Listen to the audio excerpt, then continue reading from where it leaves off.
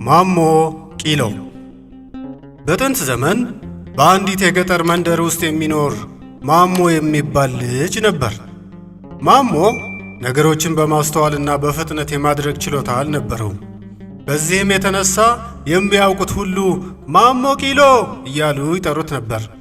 የማሞ አባት በልጅነቱ ስለሞቱ ማሞ ድሃ እናቱን ለመርዳት ጥረት ያደርግ ነበር።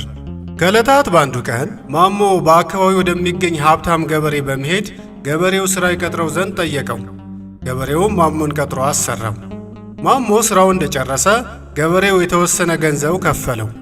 ማሞም ገንዘቡን ተቀብሎ በአካባቢው ወዳለው ጫካ ወረወረው። ወደ ቤቱ እንደደረሰም እናቱ የተከፈለ ገንዘብ የት አለ ማሞ ብላ ጠየቀችው። ማሞ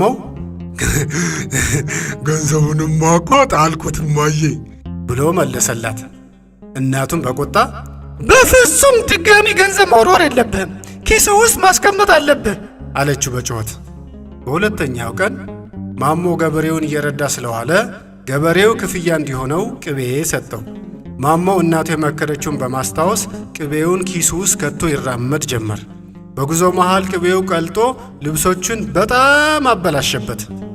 ልብሶቹ በጣም ቆሸሹ።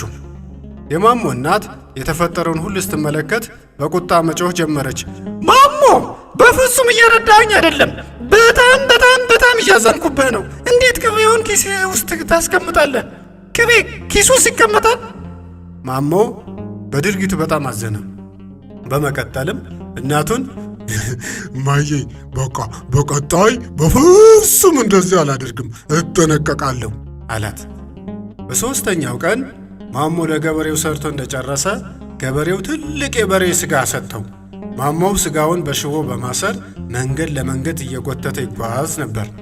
ሥጋውን የተመለከቱ ውሾችም ወደ ማሞ በመጠጋት ከሥጋው እየቦጨቁ ይወስድ ስለነበር ወደ ቤቱ ሲደርስ የቀረው ሥጋ አልነበረም። በዚህም እናቱ በጣም በቁጣ እየጮኸች መምከር ጀመረች። ትሰማኛለህ ማሞ? ሌላ ጊዜ ግን በትከሻ ላይ ተሸከመው። ወይ እድሌ! በቀጣይ ቀን ደግሞ ማሞ ለገበሬው ሲሰራ ከዋለ በኋላ ገበሬው አህያ ሰጠው። ማሞ አህያውን እየነዳ ትንሽ እንደተጓዘ የእናቱን የትላንት ትዕዛዝ አስታወሰ። ትሰማኛለህ ማሞ? ሌላ ጊዜ ግን በትከሻ ላይ ተሸከመው። ወይ እድሌ! በመሆኑም ማሞ አህያውን በትከሻው ተሸክሞ ይጓዝ ጀመር።